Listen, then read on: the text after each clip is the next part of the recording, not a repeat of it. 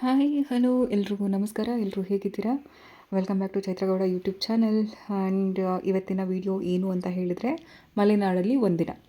So S, ಇವತ್ತಿನ ನನ್ನ ಪಯಣ ಶಿವಮೊಗ್ಗ, ಮಲೆನಾಡು, ನನ್ನ ನೆಚ್ಚಿನ ಬೀಡು, ನನ್ನ ನೆಚ್ಚಿನ ಊರು ಅಲ್ಲಿಗೆ. ಸೊ ಎಸ್, ಸೊ ಹೋಗಬೇಕು ಅಂತ ಬಟ್ಟೆ ಎಲ್ಲ ತಯಾರಿ ಆಯಿತು. ಇದು ಜಸ್ಟ್ ಒಂದಿನ ಟ್ರಿಪ್ಪು, ಅದಕ್ಕೆ ನಾನು ಜಾಸ್ತಿ ಬಟ್ಟೆಗಳನ್ನ ತೊಗೊಂಡಿಲ್ಲ. ಜಸ್ಟ್ ಒಂದು ದಿನ ಏನೇನು ಮಾಡಿದೆ ಅಂತ ನಿಮಗೆ ಮುಂದೆ ಹೇಳ್ತೀನಿ. ಎಸ್, ಅವತ್ತು ಮಳೆ ಕೂಡ ತುಂಬ ಜೋರು ಬರ್ತಾಯಿತ್ತು. ನಾನು ಮಲೆನಾಡನ್ನ ಇಲ್ಲೇ ತೋರಿಸ್ಬಿಟ್ರು, ಬೆಂಗಳೂರಿನಲ್ಲಿ ಮಳೆರಾಯರು. ಅದಾದಮೇಲೆ ಗೊರಗುಂಟೆಪಾಳ್ಯಗೆ ಹೋಗಿ ಬುಕ್ ಮಾಡಿದಂಥ ಬಸ್ ಬಂತು. ಬಸ್ ಹತ್ಕೊಂಡು ಹೊರಟೆ. ಸೊ ಮಲೆನಾಡಿಗೆ ಹೋಗ್ತಿದ್ದಂಗೆ ಏನೋ ಒಂಥರ ಖುಷಿ, ಏನೋ ಒಂಥರ ಸಂತೋಷ. ಆ ನೇಚರ್ ಇರ್ಬೋದು, ಇಲ್ಲ ಆ ಮಳೆ, ಇಲ್ಲ ಅಂದರೆ ಏನಂತ ಹೇಳ್ತೀರಾ, ಶಿವಮೊಗ್ಗದಲ್ಲಿರೋರು ಗೊತ್ತಿರುತ್ತೆ ಶಿವಮೊಗ್ಗದ ಬ್ಯೂಟಿ ಏನು ಅಂತ ಹೇಳಿ. ಕ್ವಿಕ್ಕಾಗಿ ನನ್ನ ಫ್ರೆಂಡ್ ಮನೇಲಿ ನಾನು ಇವತ್ತು ಉಳ್ಕೊಳ್ಳೋ ಪ್ಲ್ಯಾನ್ ಇತ್ತು. ಸೊ ಅವರು ಕೂಡ ಬಂದಿದ್ದರು ನನ್ನ ಪಿಕ್ ಮಾಡೋದಕ್ಕೆ ಅಂತ ಹೇಳಿ. ಸೊ ಇದು ಅವ್ರ ಮನೆಗೆ ಹೋಗೋ ದಾರಿ. ಅವರು ಸಿಟಿಯಲ್ಲಿಲ್ಲ, ಅವರು ಇರೋದು ಒಂದು ಹಳ್ಳಿಯಲ್ಲಿ. ಯಾವ ಊರು ಅಂತ ನಾನು ಹೇಳಲ್ಲ. ಸೊ ಅವ್ರ ಮನೆಗೆ ಹೋಗೋ ದಾರಿ ಇದು. ನೀವು ನೋಡ್ತಿದ್ದೀರಾ ಎಷ್ಟು ಚೆನ್ನಾಗಿದೆ ಅಂತ. ಮನೆಗೆ ಹೋಗೋ ದಾರಿನೇ ಇಷ್ಟು ಚೆನ್ನಾಗಿದ್ರೆ ಇನ್ನು ಮನೆ ಇನ್ನೆಷ್ಟು ಚೆನ್ನಾಗಿರ್ಬೋದು ಯೋಚನೆ ಮಾಡಿ. ತುಂಬ ಖುಷಿಯಾಗುತ್ತೆ ಈ ಥರ ಬೆಂಗಳೂರಲ್ಲಿ ಪ್ರತಿದಿನ ಟ್ರಾಫಿಕ್ ನೋಡಿ, ಪ್ರತಿದಿನ ಜಂಜಾಟ ಅದನ್ನೆಲ್ಲ ನೋಡಿ ಈ ಥರ ಒಂದು ದಿನಕ್ಕೆ ಹೋದರೂ ಸಾಕು, ತುಂಬಾ ಖುಷಿಯಾಗುತ್ತೆ. ಸೊ ಇದು ಹೋಗ್ತಾ ಹೋಗ್ತಾ ತುಂಬ ಮಾತಾಡಿಕೊಂಡು ಕತೆ ಆಡಿಕೊಂಡು, ಯಾಕಂದರೆ ಅವರಪ್ಪ ಕೂಡ ಬಂದಿದ್ದರು. ತುಂಬ ಚೆನ್ನಾಗಿ ಕಾಮಿಡಿ ಮಾಡ್ತಾಯಿದ್ರು ಅಂಕಲ್ಲು. ಅದನ್ನೆಲ್ಲ ನೋಡಿ ತುಂಬ ಖುಷಿ ಆಯಿತು. ಯಾಕಂದರೆ ನಾವು is just a friend to me. But ಹೋದಾಗ ನಮ್ಮನ್ನು ಅವ್ರ ಮನೆ ಮಕ್ಕಳ ಥರ ನೋಡ್ಕೊಳ್ಳೋದು, ಅದು ಯಾವಾಗಲೂ ಒಂದು ಒಳ್ಳೆ ಟ್ರೀಟ್ ಮಾಡಿದಾಗ ನಮಗೆ ತುಂಬ ಖುಷಿ ಆಗುತ್ತೆ. ಸೊ ಎಸ್, ಹೋಗ್ತಾ ಇದ್ದೀವಿ. ನಾನು ಯಾಕೆ ಇಲ್ಲಿ ಇದನ್ನು ತುಂಬ ಲಾಂಗಾಗಿ ತೋರಿಸಿದ್ದೀನಿ ಹೋಗೋ ವೀಡಿಯೋನ ಅಂದರೆ, because I love that nature. ಎಷ್ಟು ಚೆನ್ನಾಗಿತ್ತು ಹೋಗ್ಬೇಕಾದ್ರೆ ಆ ದಾರಿ, ಅಂದರೆ ಈ ದಾರಿ ಯಾವತ್ತೂ ಮುಗಿದೇ ಇರಲಿ ಅಂತ ನನಗೆ ಫೀಲ್ ಆಗ್ತಾಯಿತ್ತು. ಅದಕ್ಕೇ ನಾನು ಈ ಟ್ರಾವೆಲ್ ಮಾಡೋ ಲಾಗನ್ನೇ, ಈ ವಿಡಿಯೋನೇ ತುಂಬ ಲಾಂಗಲ್ಲಿ ತೋರಿಸಿದ್ದೀನಿ. ತುಂಬ ಚೆನ್ನಾಗಿರುತ್ತೆ ಆ ಮಳೆಯಲ್ಲಿ ಈ ಹಸಿರನ್ನ ನೋಡಿಕೊಂಡು ಹೋಗೋದು. ತುಂಬ ಒಂಥರ ಮನಸ್ಸಿಗೆ ಖುಷಿ ಕೊಡುತ್ತೆ. ಅದಕ್ಕೆ ನಾನು ಇದನ್ನು ಎಲ್ಲೂ ಕಟ್ ಮಾಡ್ದಲೇ, ಎಡಿಟ್ ಮಾಡ್ದಲೇ, ಲಾಂಗ್ ಆದರೂ ಪರವಾಗಿಲ್ಲ ಅಂತ ನಾನು ಇದನ್ನೆಲ್ಲ ಹಾಕಿದ್ದೀನಿ. ನಿಮಗೂ ಇಷ್ಟ ಆಗಿದೆ ಈ ಗ್ರೀನರಿ, ಈ ಮಲೆನಾಡಿನ ಪ್ರಕೃತಿ ಸೌಂದರ್ಯ ಎಲ್ಲನೂ ಅಂತ. ಜಸ್ಟ್ ಎಂಜಾಯ್ ಮಾಡಿ.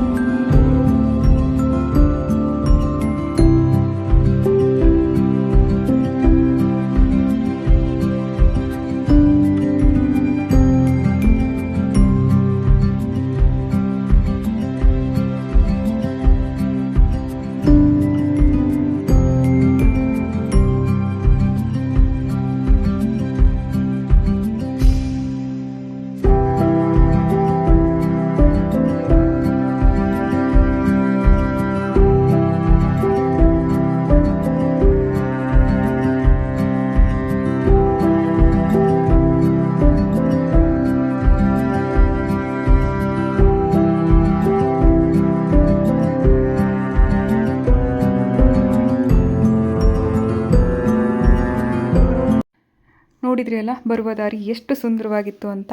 ಎಸ್, ಇವಾಗ ನಾನು ಉಳ್ಕೊಳಕ್ಕೆ ಬಂದಿರೋ ಮನೆ ನನ್ನ ಫ್ರೆಂಡ್ ಮನೆ ಇದೆ.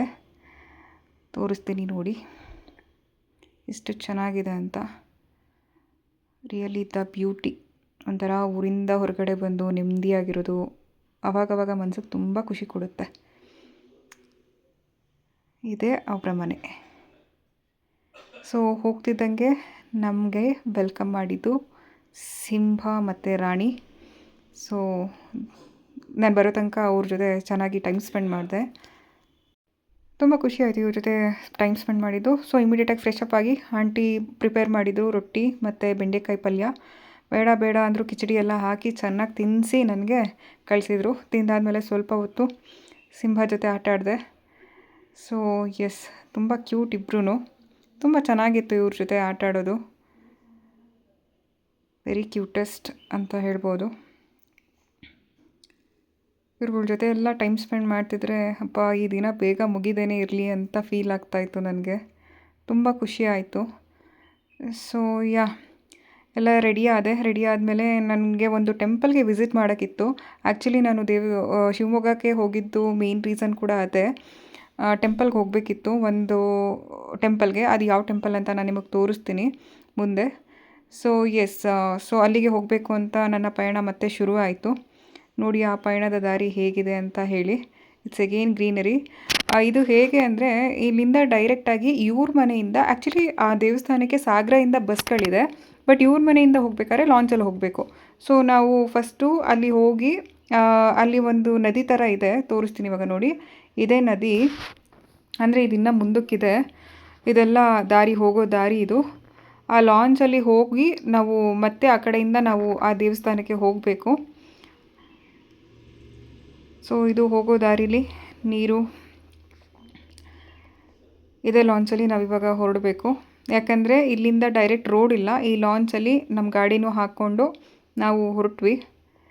ಸೊ ಹೋಗೋಕ್ಕೂ ಮುಂಚೆ ಒಂದು ಸ್ವಲ್ಪ ಫೋಟೋಶೂಟ್ ಮಾಡಿಕೊಂಡೆ ನದಿದು, ನೀರಿನ ಜೊತೆ, ಮತ್ತು ನನ್ನೊಂದು ಸಿಂಗಲ್ ಫೋಟೋಶೂಟು ಕೆಲವೊಂದೆಲ್ಲ ಮಾಡಿದೆ. ಬಿಕಾಸ್ ತುಂಬ ಖುಷಿ ಅನ್ನಿಸ್ತು. ಯಾಕಂದರೆ ನಾವು ಪ್ರತಿದಿನ ಟ್ರಾಫಿಕ್ಕು, ಆ ಗಾಡಿಗಳನ್ನ ನೋಡಿ ಈ ಥರ ಏನೋ ಒಂದು ನೋಡಿದಾಗ ನಮಗೊಂಥರ ಚಿಕ್ಕ ಮಕ್ಕಳಾಗ್ಬಿಡ್ತೀವಿ ನಾವೆಲ್ಲ. ಏನೋ ಫಸ್ಟ್ ಟೈಮ್ ನೋಡ್ತಿರೋ ಥರ. ಹೌದು, ನಾವೇನು ಫಸ್ಟ್ ಟೈಮ್ ನೋಡ್ತಿಲ್ಲ, ಬಟ್ ಸ್ಟಿಲ್ ಎಷ್ಟೋ ವರ್ಷಗಳಾದಮೇಲೆ ನೋಡೋ ಥರ ನನಗೆ ಫೀಲ್ ಆಗ್ತಾಯಿತ್ತು. ಒಂಥರ ಮನಸ್ಸಿಗೆ ನೆಮ್ಮದಿ ಸಿಗ್ತಾಯಿತ್ತು. ತುಂಬ ಖುಷಿ ಆಯಿತು ಇದನ್ನೆಲ್ಲ ನೋಡಿದ್ದು, ಇಲ್ಲಿ ಟೈಮ್ ಸ್ಪೆಂಡ್ ಮಾಡಿದ್ದು ಎಲ್ಲನೂ.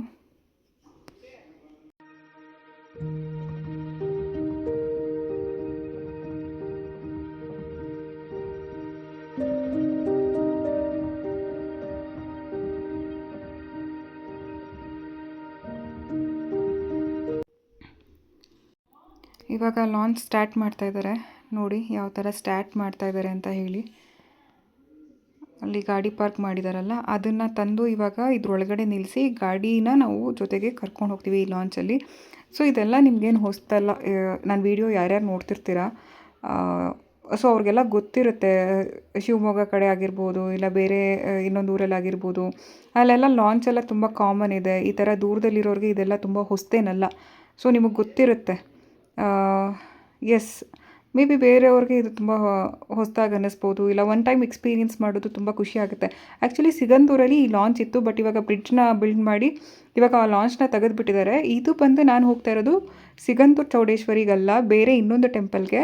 ಅದು ನಾನು ಹೇಳಿದ್ನಲ್ಲ, ಅಲ್ಲಿಗೆ ಬಸ್ ರೂಟ್ಸ್ ಕೂಡ ಇದೆ. ಬಟ್ ಇದು ನಾನು ನನ್ನ ಫ್ರೆಂಡ್ ಮನೆ ಹತ್ರದಿಂದ ಹೋಗ್ತಿರೋದ್ರಿಂದ ನಮಗೆ ಈ ಲಾಂಚ್ ಥ್ರೂನೇ ಹೋಗಬೇಕು. ಅದಕ್ಕೇ ನಾವು ಈ ಲಾಂಚು ತೊಗೊಂಡು ನಾವು ಇಲ್ಲಿಂದ ಹೋಗ್ತಾ ಇದ್ದೀವಿ. ಸೊ ಅವ್ರು ಹೇಗೆ ಆನ್ ಮಾಡ್ತಾ ಇದ್ದಾರೆ ಅದನ್ನೆಲ್ಲ ನಾನು ನಿಮ್ಗೆ ತೋರಿಸ್ತಾ ಇದ್ದೀನಿ. ಆ್ಯಕ್ಚುಲಿ ನಾವು ಹೋಗ್ಬೇಕಾದ್ರೆ ಯಾರೂ ಜನ ಇರಲಿಲ್ಲ. ಇವ್ರಿಗೆ ಟೈಮಿಂಗ್ ಇರುತ್ತೆ, ಆ ಟೈಮಿಂಗಿಗೆ ಬರ್ತಾರೆ, ಆ ಟೈಮಿಂಗಲ್ಲಿ ಯಾವ ಜನ ಇರ್ತಾರೆ ಅವ್ರನ್ನ ಕರ್ಕೊಂಡು ಹೊರಡ್ತಾರೆ. ನಾವು ಹೋಗ್ಬೇಕಾದ್ರೆ ಯಾರೂ ಇರಲಿಲ್ಲ. ಆ್ಯಕ್ಚುಲಿ ಹೋಗ್ಬೇಕಾದ್ರೆ ಈ ದಾರಿ ತುಂಬ ಖುಷಿಯಾಗಿತ್ತು.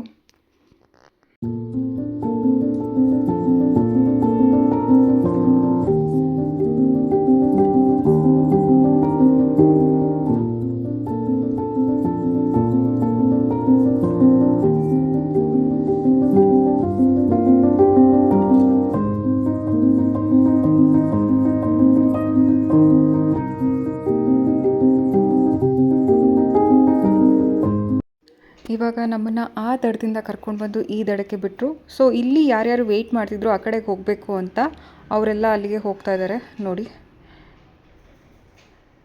ಎಸ್, ಸೊ ಅದು ಅಲ್ಲಿಂದ ಬಂದಮೇಲೆ ನಮ್ಮ ದಾರಿ, ನಮ್ಮ ಪಯಣ ಮತ್ತೆ ಶುರುವಾಯಿತು. ಯಾಕಂದರೆ ನಾವು ಇಲ್ಲಿಂದ ಮತ್ತೆ ಟೆಂಪಲ್ಗೆ ಹೋಗಬೇಕು. ಇಲ್ಲಿಂದ ಟೆಂಪಲ್ ಬಂದು ಆಲ್ಮೋಸ್ಟ್ 25+ ಕಿಲೋಮೀಟರ್ಸ್ ಇದೆ. ಅದು ತುಂಬ ಹತ್ತಿರ ಏನಿಲ್ಲ ಆ್ಯಕ್ಚುಲಿ. ಸೊ ಎಸ್, ಹೋಗಬೇಕಾದ್ರೆ ಈ ಮಣ್ಣಿನ ದಾರಿಲಿ ಹೋಗೋದು ಒಂಥರ ಆಫ್ ರೋಡ್ ಬೈಕ್ ಇದು ರೈಡ್ಗೆ ಹೋದಂಗಿತ್ತು. ತುಂಬ ಚೆನ್ನಾಗಿತ್ತು. ಯಾಕಂದರೆ ಇದೆಲ್ಲ ಚೆನ್ನಾಗಿರುತ್ತೆ. ಏನೋ ತುಂಬ ಗುಂಡಿ ಬಿದ್ದಿರೋ ರಸ್ತೆಗಳು ಬೆಂಗಳೂರಿನಲ್ಲೂ ಇದೆ. ಬಟ್ ಇದು ಒಂಥರ ಡಿಫ್ರೆಂಟ್ ಎಕ್ಸ್ಪೀರಿಯನ್ಸ್ ವಿತ್ ನೇಚರ್. ಇದು ಒಂದು ಅರಣ್ಯ ಪ್ರದೇಶ. ಇದು ಬಂದು ಫಾರೆಸ್ಟ್ ಡಿಪಾರ್ಟ್ಮೆಂಟ್ ಅಂಡರ್ ಇರೋದಿದು. ಬಟ್ ಸ್ಟಿಲ್ ಇಲ್ಲಿ ಲೋಕಲೈಟ್ಸ್ಗೆಲ್ಲ ಓಡಾಡೋದಕ್ಕೆ ಪರ್ಮಿಷನ್ ಇದೆ. ನನಗೆ ನನ್ನ ಫ್ರೆಂಡ್ ಹೇಳಿದ ಪ್ರಕಾರ ಈ ಕಾಡಿನಲ್ಲಿ ಕಾಡ್ಕೋಣ ಇದೆ, ಜಿಂಕೆ ಇದೆ, ಕೆಲವೊಂದು ಪ್ರಾಣಿಗಳು ಕೂಡ ಇದೆ ಅಂತ ಹೇಳಿದರು. ನನಗೆ ಯಾವುದೂ ಸಿಕ್ಕಲಿಲ್ಲ ಹೋಗಬೇಕಾದ್ರೆ. ಬಟ್ ತುಂಬ ಕಾಡಿನ ಪ್ರದೇಶ ಇದು. ಒಳಗಡೆಯಿಂದ ಹೋಗಬೇಕಿತ್ತು. ಅಲ್ಲಲ್ಲಿ ಈ ಥರ ಬೋಟ್ಸು ಗೌರ್ಮೆಂಟವರೇ ಹಾಕಿದ್ದಾರೆ. ಇಟ್ಸ್ ಆಲ್ ಅಬೌಟ್ ಪ್ರಕೃತಿ ಉಳಿಸಿ, ಆಲ್ ನೇಚರ್ ರಿಲೇಟೆಡ್ ಇದಿತ್ತು. ಅದಾದಮೇಲೆ ಆ ಅರಣ್ಯ ಪ್ರದೇಶ ಆದಮೇಲೆ again it's road, normal route ಬರುತ್ತೆ. ಅದ್ರದ್ದು ನಾನು ಹಾಕಿದ್ದೀನಿ ಆ ರೂಟ್ ಹೋಗಬೇಕಾದ್ರೆ ಅದು ಯಾವ ಥರ ಇತ್ತು ಅಂತ ಹೇಳಿ. ನಾವಿವಾಗ ದೇವಸ್ಥಾನನ ತಲುಪಿದ್ವಿ. ನಾನು ಬಂದಿರೋ ದೇವಸ್ಥಾನ ಬಂದು ಬಳೆ ಪದ್ಮಾವತಿ ಅಂತ ಹೇಳಿ, ಪದ್ಮಾವತಿ ಅಮ್ಮನವರ ಸನ್ನಿಧಿ ಅಂತ ನೀವೇನು ನೋಡ್ತಿದ್ದೀರಾ ಒಡಂಬೈಲು, ಇದೇ ದೇವಸ್ಥಾನಕ್ಕೆ ನಾನು ಬಂದಿದ್ದು. ಇಲ್ಲಿ ಆ್ಯಕ್ಚುಲಿ ನಾನು ಇದು second time visit. Last time ನಾವು ಫ್ರೆಂಡ್ಸ್ ಎಲ್ಲ ಟ್ರಿಪ್ಪಿಗೆ ಬಂದಿದ್ವಿ. ಆ ಟ್ರಿಪ್ಪಿಗೆ ಬಂದಾಗ ಇದೇ ಫ್ರೆಂಡ್ ಯಾರು ನನ್ನ ಜೊತೆ ಇದ್ದಾರಲ್ಲ ಅವರು ನಮ್ಮನ್ನ ಇಲ್ಲಿಗೆಲ್ಲ ಕರ್ಕೊಂಡ್ಬಂದಿದ್ರು. ನಾವು ಒಂದು 3-4 ಜನ ಬಂದಿದ್ವಿ. ಇದು ತುಂಬ ಪವರ್ಫುಲ್ ಟೆಂಪಲ್ ಅಂತ ಹೇಳಿಬಿಟ್ಟು ಇಲ್ಲಿಗೆ ಕರ್ಕೊಂಡು ಬಂದಿದ್ರು. ಆ ಟೈಮಲ್ಲಿ ನಮ್ಮದೇನೋ ಹರಕೆ ಇತ್ತು, ಅದನ್ನು ತೀರಿಸ್ಬೇಕು ಅಂತ ನಾನು ಈ ಸಲ ಬಂದಿದ್ದು. ಲಾಸ್ಟ್ ಟೈಮ್ ಏನು ಹರಿಸ್ಕೊಂಡು ಹೋಗಿದ್ದೆ ಅದಾಗಿತ್ತು. ಸೊ ಅದನ್ನು ತೀರಿಸ್ಬೇಕಂತ ನಾನು ಇಲ್ಲಿಗೆ ಬಂದಿದ್ದು. ನೀವು ಇಲ್ಲಿ ಯಾಕೆ ಇದನ್ನೆಲ್ಲ ನೋಡ್ತಾ ಇದ್ದೀರಾ, ಈ ಜೈನ್ ಇದು ರಿಲೇಟೆಡ್ ಅಂದರೆ ಇದು ಬಂದು ಜೈನ್ ಟೆಂಪಲ್. ಸೊ ಅದಕ್ಕೆ ನೀವು ಅದ್ರ ರಿಲೇಟೆಡ್ ಇದನ್ನು ನೋಡ್ತೀರಾ. ಅದು ಜೈನ್ ಟೆಂಪಲ್ ಆದ್ರೂ ಆಲ್ಮೋಸ್ಟ್ ನನಗೆ ಅಲ್ಲಿ ಪೂಜೆ ಮಾಡೋ ವಿಧಿವಿಧಾನ ಎಲ್ಲ ಆಲ್ಮೋಸ್ಟ್ ಹಿಂದೂಗಳ ಥರನೇ ಇತ್ತು. ಸೊ ಇಲ್ಲಿ ಯಾರ್ಯಾರು ವಿಸಿಟ್ ಮಾಡಿರ್ತೀರ, ಯಾರ್ಯಾರಿಗೆ ಈ ಟೆಂಪಲ್ ಬಗ್ಗೆ ಗೊತ್ತಿದೆ ಅವ್ರಿಗೆಲ್ಲರಿಗೂ ಈ ಟೆಂಪಲ್ ಪವರ್ ಬಗ್ಗೆ ಆಗಲಿ, ಇಲ್ಲ ಇದು ಯಾವ ಊರಲ್ಲಿದೆ, ಎಲ್ಲದ್ರ ಬಗ್ಗೆ ಗೊತ್ತಿದೆ ಅಂತ ನಾನು ಅಂದ್ಕೊತೀನಿ. ಯಾಕಂದರೆ ಇದು ತುಂಬ ಫೇಮಸ್ ಟೆಂಪಲ್ದು ಸಾಗರದಲ್ಲಿ ಬಂದು ಒಡಂಬೈಲು ಅಂತ ಹೇಳಿ, ಬಳೆ ಪದ್ಮಾವತಿ ತಾಯಿ. ಇದು ತುಂಬ ಫೇಮಸ್ ಇದೆ. ಇಲ್ಲಿ ಬಂದು ಹರಕೆನ ತೀರಿಸಿದ್ದಾಯಿತು. ಹರಕೆ ತೀರಿಸಾದ್ಮೇಲೆ ನಮ್ಮ ಮುಂದಿನ ಪಯಣ ಅಲ್ಲೇ ಪಕ್ಕದಲ್ಲೇ ಇದ್ದಂಥ ಒಂದು ಫಾಲ್ಸ್ ಯಾವುದು ಅಂತ ಹಾಗೆ ವೆಯ್ಟ್ ಮಾಡ್ತಾಯಿರಿ, ತೋರಿಸ್ತೀನಿ.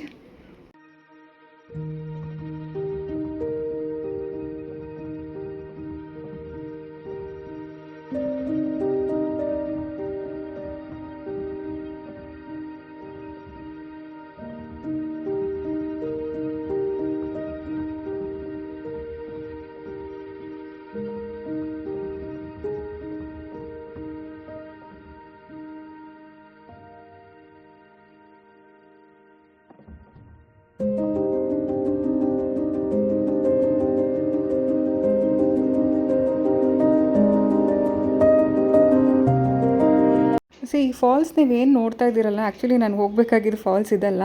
ಜಸ್ಟ್ ಹೋಗ್ಬೇಕಾದ್ರೆ ರೋಡ್ ಮಧ್ಯದಲ್ಲಿ ಇದು ಹೇಗೆ ಅಂದರೆ, ಈ ಕಾಡು ಮಧ್ಯದಲ್ಲಿ ತುಂಬ ಮಳೆ ಬಂದಾಗ ಕೆಲವೊಂದು ಫಾಲ್ಸ್ ಕ್ರಿಯೇಟ್ ಆಗುತ್ತಲ್ಲ, ಆ ಥರ ಇದು ಹೇಗೆ ಅಂದರೆ ಮಳೆ ಟೈಮಲ್ಲಿ ಮಾತ್ರ ಇರುತ್ತೆ, ಮಳೆ ಇಲ್ಲದೆ ಇರೋ ಟೈಮಲ್ಲಿ ಇದು ಪೂರ್ತಿ ಬತ್ತೋಗುತ್ತೆ.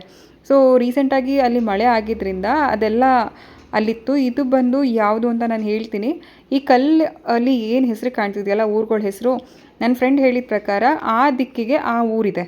ಅದಕ್ಕೆ ಅವರು ಆ ಕಲ್ಲನ್ನ ನಿರ್ಮಾಣ ಮಾಡಿ ಅದ್ರ ಮೇಲೆ ಯಾವ ದಿಕ್ಕಿಗೆ ಯಾವ ಊರಿದೆ ಅಂತ ಹೇಳ್ಬಿಟ್ಟು ಇದನ್ನು ಹಾಕಿದ್ದಾರೆ. ಇದು ಯಾವುದೂ ಅಲ್ಲ, ಇದು ರಾಜಕಲ್ಲು. ಇದನ್ನು ನಾವು ಮೈಸೂರು ಅರಸರಾದ ನಾಲ್ವಡಿ ಕೃಷ್ಣರಾಜ ಒಡೆಯರ್ ಟೈಮಲ್ಲಿ ಇದನ್ನು ಮಾಡಿರೋದು. ನಾವು ಆ್ಯಕ್ಚುಲಿ ಯಾವ ಫಾಲ್ಸ್ಗೆ ಹೋಗ್ತಾ ಇದ್ದೀವಿ ಅದ್ರದ್ದು ರೂಟ್ ಇವಾಗ ಗೊತ್ತಾಗುತ್ತೆ ನಿಮಗೆ, ಎಲ್ಲಿ ಹೋಗ್ತಾ ಇದ್ದೀವಿ ಅಂತ ಹೇಳಿ.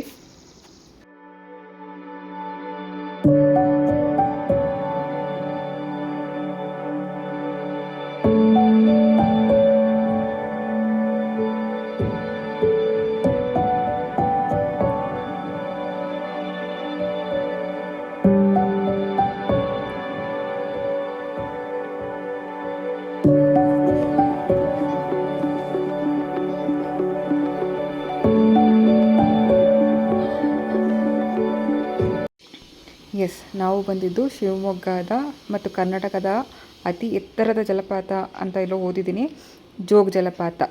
ಈ ಜೋಗ ಫಾಲ್ಸ್ ನೋಡೋದಕ್ಕೆ ನಾವು ಅಲ್ಲಿಂದ ದೇವಸ್ಥಾನ ಮುಗಿಸ್ಕೊಂಡು ಜೋಗ ಜಲಪಾತ ನೋಡೋದಕ್ಕೆ ಅಂತ ಬಂದ್ವಿ. ಆ್ಯಕ್ಚುಲಿ ತುಂಬ ಚೆನ್ನಾಗಿತ್ತು. ಬಟ್ ಏನಂದರೆ ಒಂದು ತಿಂಗಳ ಹಿಂದೆ ಇಲ್ಲಿ ತುಂಬ ನೀರು ಬರ್ತಿತ್ತು. ಯಾಕಂದರೆ ಮಳೆ ನೀರು ತುಂಬಿದಾಗ ಅವರು ಇದನ್ನು ರಿಲೀಸ್ ಮಾಡ್ತಾರಂತೆ, ಡ್ಯಾಮ್ಗೆ ಹೋಗೋ ವಾಟರ್ನೆಲ್ಲ ಇಲ್ಲಿ ರಿಲೀಸ್ ಮಾಡ್ತಾರಂತೆ. ಆವಾಗ ಇನ್ನೂ ತುಂಬ ಚೆನ್ನಾಗಿತ್ತು ನೀರು. ಬಟ್ ಇವಾಗ ನಾನು ಬಂದಾಗ 2 ವಾರದ ಹಿಂದೆ ಇದ್ದಿದ್ದಕ್ಕೂ ಇವಾಗಕ್ಕೂ ತುಂಬಾ ವ್ಯತ್ಯಾಸ ಇತ್ತು. ಅಂದ್ರೂ ತುಂಬ ಚೆನ್ನಾಗಿತ್ತು, ನಾನು ಎಂಜಾಯ್ ಮಾಡಿದೆ. ಇದು ನೋಡಿ ಜೋಗ ಜಲಪಾತ ಏನು ಹೇಳ್ತಾರೆ, ರಾಜಾ ರಾಣಿ ರೋರರ್ ರಾಕೆಟ್ ಅಂತ ಏನು ಹೇಳ್ತಾರೆ ಅದೇ ಇದು. ನಿಂತ್ಕೊಂಡು ನೋಡೋದಕ್ಕೆ ತುಂಬ ಖುಷಿ ಆಗ್ತಾಯಿತ್ತು. ಆ್ಯಕ್ಚುಲಿ ಜನನೂ ತುಂಬ ಜನ ಬಂದಿದ್ದರು.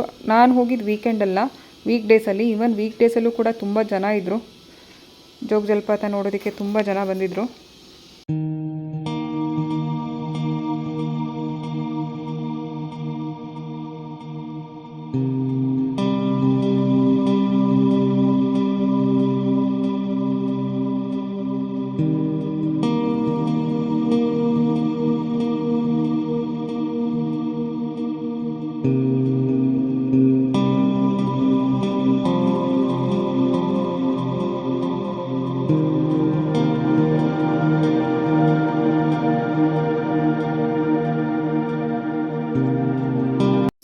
ಎಸ್, ನೆಕ್ಸ್ಟು ಈ ಪ್ಲೇಸ್ ಬಂದು ಬ್ರಿಟಿಷ್ ಬಂಗ್ಲೋ ಅಂತೆ. ನನಗೆ ಎಕ್ಸಾಕ್ಟಾಗಿ ಗೊತ್ತಿಲ್ಲ, ಅವರೇ ಕರ್ಕೊಂಡು ಬಂದರು. ಇಲ್ಲಿಂದ ನಾವು ಜೋಗ್ ಫಾಲ್ಸ್ ಏನು ನೋಡಿದ್ವಿ ಅದು ಬ್ಯಾಕ್ ಸೈಡಿಂದ ಕಾಣುತ್ತೆ. ಸೊ ಮುಂದೆಯಿಂದ ನಿಂತ್ಕೊಂಡು ನೋಡೋದು ಬೇರೆ, ಸೊ ಹಿಂದೆಯಿಂದ ನಿಂತ್ಕೊಂಡು ನೋಡೋದು ಬೇರೆ. ಇದು ಬ್ರಿಟಿಷ್ ಟೈಮಲ್ಲಿ ಬಿಲ್ಟ್ ಆಗಿದ್ದಂತ ಹೇಳ್ತಾರೆ. ಇದು ಗೆಸ್ಟ್ ಹೌಸ್ ಥರ ಇದೆ ಇವಾಗ. ಸೊ ಯಾರೇ ಹೊರಗಡೆಯಿಂದ ಗೆಸ್ಟ್ಗಳು ಬಂದ್ರೂ ಅವರು ಇಲ್ಲಿ ಸ್ಟೇ ಆಗ್ತಾರಂತೆ. ನೀವು ನೋಡ್ಬೋದು, ಇಲ್ಲಿ ಹೆಸರು ಕೂಡ ಇದೆ, ಸರ್ಕೀಟ ಹೌಸ್ ಜೋಗ ಅಂತ ಹೇಳಿ. ಇದು ಗೆಸ್ಟ್ ಹೌಸ್ ಅಂತ ಹೇಳ್ತಾರೆ. ಸೊ ಇಲ್ಲಿ ಯಾಕೆ ಬಂದಿದೆ ಅಂದರೆ ಅದೇ ಜೋಗ ಜಲಪಾತನ ಹಿಂದೆಯಿಂದ ನೋಡೋದಕ್ಕೆ, ಅಂದರೆ ಬ್ಯಾಕ್ ವ್ಯೂ ಅಂತ ಹೇಳ್ತಾರಲ್ಲ ಹಾಗೆ, ಯಾವ ಥರ ಕಾಣುತ್ತೆ ಅಂತ. ಈ ಬಿಲ್ಡಿಂಗ್ ಆ್ಯಕ್ಚುಲಿ ನನಗೆ ತುಂಬ ಇಷ್ಟ ಆಯಿತು, ಅದಕ್ಕೆ ನಾನು ಅದನ್ನು ಸ್ವಲ್ಪ ಶೂಟ್ ಮಾಡಿಕೊಂಡೆ. ಇದೆಲ್ಲ ಅಲ್ಲಿರೋ ಗೆಸ್ಟ್ ಹೌಸು. ಸೊ ನಾನು ನೆಕ್ಸ್ಟ್ ತೋರಿಸ್ತೀನಿ ನೋಡಿ. ಇದು ಬಂದು ಬ್ಯಾಕ್ ವ್ಯೂ, ಸೇಮ್ ಜೋಗ ಜಲಪಾತದ ಬ್ಯಾಕ್ ವ್ಯೂ.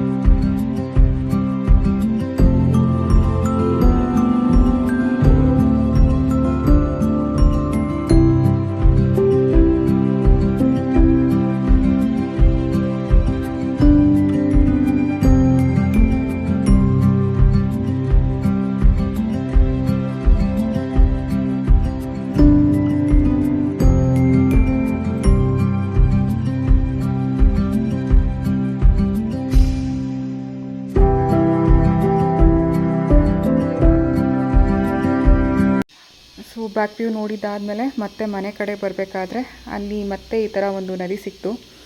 ಅದು ಮತ್ತೆ ಇಲ್ಲೊಂದು ಸೇತುವೆ ಥರ, ಬ್ರಿಡ್ಜ್ ಥರ ಒಂದು ಬಿಲ್ಟ್ ಮಾಡಿದರು. ಇದನ್ನು ನೋಡೋಕ್ಕೆ ತುಂಬ ಚೆನ್ನಾಗಿತ್ತು. ಸೊ ನಾವಲ್ಲಿ ನಿಲ್ಲಿಸಿ ಒಂದು ಸ್ವಲ್ಪ ಫೋಟೋ ಶೂಟ್ ಮಾಡ್ಕೊಂಡ್ವಿ. ಇಟ್ಸ್ ಅಗೇನ್ ಸೇಮ್ ಶರಾವತಿ ನದಿ ಅಂತ ಹೇಳ್ತಾರೆ. ತುಂಬ ದೊಡ್ಡದಿದೆ ಇದು. ಮತ್ತು ಇಲ್ಲಿ ಪವರ್ ಹೌಸ್ ಪ್ರಾಜೆಕ್ಟ್ ಕೂಡ ನಡೀತಾ ಇದೆ. ಶಿವಮೊಗ್ಗದಲ್ಲಿರೋರಿಗೆಲ್ರಿಗೂ ಗೊತ್ತಿರುತ್ತಿದ್ದು, ಅಲ್ಲಿ ನಿರ್ಮಾಣವಾಗಿರುವಂತಹ ಸೇತುವೆ, ಮಾನವ ನಿರ್ಮಿತ ಸೇತುವೆ. ಸೊ ಇದು ನೋಡೋಕ್ಕೆ ತುಂಬ ಚೆನ್ನಾಗಿತ್ತು. ಇಲ್ಲಿ ನಿಂತ್ಕೊಂಡು ಸ್ವಲ್ಪ ಟೈಮ್ ಸ್ಪೆಂಡ್ ಮಾಡಿದ್ವಿ. ಇಲ್ಲೂ ನಿಂತ್ಕೊಂಡು ಆ ವ್ಯೂನೆಲ್ಲ ನೋಡೋದು. ಬಿಕಾಸ್ ತುಂಬ ವರ್ಷ ಆದಮೇಲೆ ಬಂದಿದ್ದೀನಲ್ಲ, ಸುಮ್ಮನೆ ನಿಂತ್ಕೊಂಡು ಎಲ್ಲೆಲ್ಲಿ ತುಂಬ ಮನಸ್ಸಿಗೆ ಖುಷಿ ನೀಡುವಂಥ ಜಾಗಗಳು ಎಲ್ಲೆಲ್ಲಿ ಕಾಣುತ್ತೆ ಅಲ್ಲಿ ಸ್ವಲ್ಪ ಹೊತ್ತು ನಿಂತ್ಕೊಂಡು ಟೈಮ್ ಸ್ಪೆಂಡ್ ಮಾಡ್ತಿದ್ವಿ. ಆ್ಯಕ್ಚುಲಿ ಇಲ್ಲೆಲ್ಲ ಮಳೆ ಬಂದಾಗ ಇನ್ನು ನೀರು ಅಲ್ಲಿ ಹರಿಯುತ್ತೆ. ನಾನು ಇವಾಗ ಏನು ಜಾಗ ತೋರಿಸ್ತಾ ಇದ್ದೀನಿ ಅಲ್ಲೆಲ್ಲ. ಬಟ್ ನಾನು ಇದನ್ನು ನಾನು ಇನ್ ಕೇಸ್ ಜುಲೈ ಇಲ್ಲ ಜೂನ್ ಆ ಟೈಮಲ್ಲಿ ಹೋಗಿದರೆ ತುಂಬ ಮಳೆನೂ ಇತ್ತು, ಇಲ್ಲಿ ನೀರೆಲ್ಲ ತುಂಬಿ ಹರಿತಾನೂ ಇತ್ತು. ಬಟ್ ಇವಾಗ ಸ್ವಲ್ಪ ಖಾಲಿ ಆಗಿದೆ. ಇವಾಗಿದ್ದಿದ್ದು ವ್ಯೂ ಏನಿತ್ತು ಅದನ್ನು ನಾನು ನಿಮಗೆ ತೋರಿಸಿದ್ದೀನಿ.